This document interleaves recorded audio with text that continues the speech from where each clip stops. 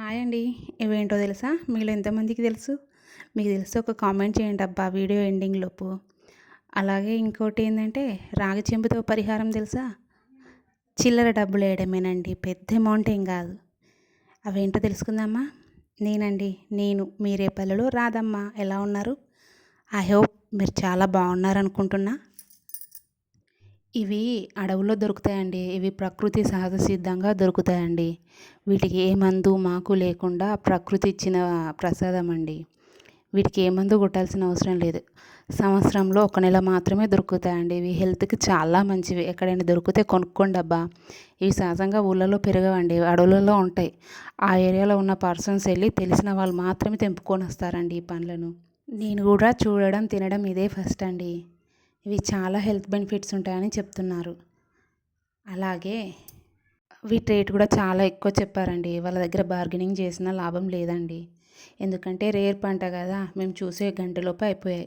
ఆ పెద్ద గ్లాస్కి 70, చిన్న గ్లాస్కి 50. మేము 50 రూపీస్వి తీసుకున్నాంలేండి. ఎందుకంటే ఫస్ట్ టైం కదా, ఎలా ఉంటుందో తెలియదు, టేస్ట్ చూద్దామని. కానీ ఒక్కసారి టేస్ట్ చేసామా మళ్ళీ సీజన్ వచ్చేదాకా ఎప్పుడెప్పుడు వస్తాయా, ఎప్పుడెప్పుడు తిందామా అని చూసేలా ఉందండి వాటి టేస్ట్ అంత హెల్తీగా. ఇంకా సాగదీయడం ఎందుకండి, అవేంటో కాదు, పాల పండ్లు. అర్థమైందా?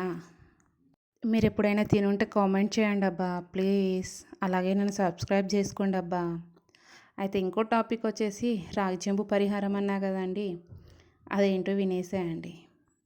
చాలామంది ఎన్ని పైసలు వచ్చినా డబ్బులు మిగలట్లే అని రందిపడుతూ అంటారండి. అలాంటి వాళ్ళకి ఈ పరిహారం ఎంతో యూస్ అవుతుంది. దీన్ని చాలా ఇయర్స్‌గా అంటే ఒక 4 ఇయర్స్‌గా నేను ట్రై చేస్తున్నా అండి. నాకు సక్సెస్‌ఫుల్‌గా అనిపించింది. నా దగ్గర అమౌంట్‌కి ఇబ్బంది ఎప్పుడు లేకుండా ఉంటది. మ్యాక్సిమం అమౌంట్ అనేది ఉంటదండి అవసరానికి. ఆ పరిహారం ఏంటో చెప్పేస్తా వినండి. ఫస్ట్ మనం ఒక రాగి చెంబు తీసుకొని దాన్ని శుభ్రంగా వాష్ చేసి పదన లేకుండా చూసుకోండబ్బా. అందులో ఒక 3 వక్కలు అంటే దొరుకుతాయి కదండీ తాంబూలంలో వేసే వక్కలు. అవి 3 వక్కలు తీసుకోండి. అందులో ఒక 2 ముత్యాలు, 2 పౌడాలు వేయండబ్బా. అలాగే ఒక కాయిన్ అమ్మవారి పూజలో పెట్టుకున్నదండి, స్వామివారి పూజలో. ఆ కాయిన్ ఒక కవర్లో పెట్టి నేను అందులోనే ప్యాక్ చేసి పెట్టా. అది కూడా అందులో వేసేయండి. అలాగే మన దగ్గర ఎప్పుడెప్పుడు చిల్లర కాయిన్స్ వచ్చినా బయట వాడేయకుండా ఆ కాయిన్స్ని అందులోనే స్టోర్ చేసుకోండి.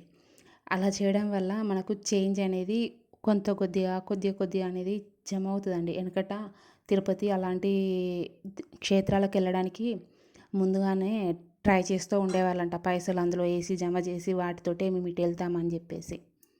రాగి చెంబు ఎందుకో తెలుసా అండి? రాగి అనేది రాకొరుతుందట. అందులో మనం డబ్బులు వేయడం వల్ల మన ఇంటికి లక్ష్మి వస్తుందని చిన్న నమ్మకం అండి. నాకు సక్సెస్ అయింది. మీలో ఎంతోమందికి తెలిసే ఉంటుంది కదండి రాగి చెంబు రాగోరుతుందని. అయితే ఈ డబ్బులన్నీ వేశాక నేను తీయనండి అందులో నుంచి రూపాయి కూడా. అది ఎమర్జెన్సీకి తప్పదు అన్నప్పుడు వాడుకుంటా. కానీ నేను ఒక 1 ఇయర్ ఉంచాలి అని ఫిక్స్ అవుతా. అది శ్రావణ మాసంలో కానీ, అక్షయ తృతీయ టైంలో కానీ అందులో అమౌంట్ కలెక్ట్ చేసుకొని బంగారాలు కొనుక్కోకపోవచ్చండి. ఆ అమౌంట్తో ఒక తులమైన వెండి అయితే కొనుక్కోగలమండి ఇప్పుడైతే ప్రజెంట్. అప్పుడైతే 500కి తులం వచ్చేది. ఇప్పుడు 3000 దాకా పడుతుంది కదండి. ఇయర్లో 3000 జమ అవ్వదా? అది ఒక్క తులం తీసుకోండి అబ్బా. వాటికి పెరిగేదే కానీ రేటు తగ్గేది కాదు కదా. ఇలా చేయడం వల్ల మనకు ఏదో ఒక వస్తువు అనేది తీసుకోవడం జరుగుతుంది. తులంలో ఏమొస్తాయి అనుకుంటున్నారా? కుంకుమ బన్ను కూడా వస్తుందండి. పర్లేదు, అలా తీసుకోలేమనుకున్నప్పుడు ముద్ద తీసుకొని ఉంచుకోండి అబ్బా.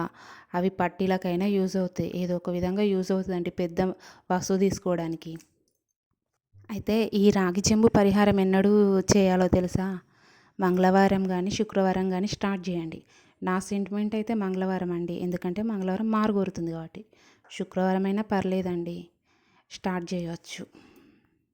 ఇందులో చిల్లర ఎక్కడి నుంచి తెచ్చేయాలా అనుకుంటున్నారా? ఎక్కడో లేదండి. మనం షాపింగ్ చేసినప్పుడు కానీ, బయటికెళ్ళి వచ్చినప్పుడు కానీ, పాలు, కూరగాయలు అలా కొన్నప్పుడు చిల్లర ఏదో ఒక రూపంలో వస్తూనే ఉంటుంది కదా.